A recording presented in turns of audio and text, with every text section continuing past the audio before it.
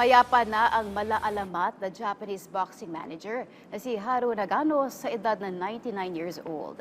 Ito ang malungkot na balitang inihatid ng WBC sa pamamagitan ng isang statement kamakailan. Wala pang impormasyon kung ano ang sanhi ng kanyang naging pagpanaw, ngunit sumasailalim na siya sa ilang mga medical treatment. Si Nagano ang manager ng tanyag na Taken Promotions at Taken Gym sa Tokyo, Japan.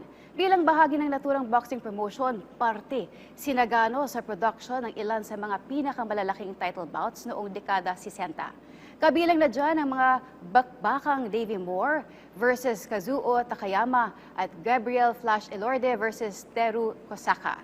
Samantala, nagsilbi ring tahanan ang Taken Gym ng ilan sa mga pinakamalalaking boxing stars tulad nila Roman Chocolatito Gonzalez, Jesse Bam Rodriguez, George Linares, Carlos Cuadras at Ryota Murata.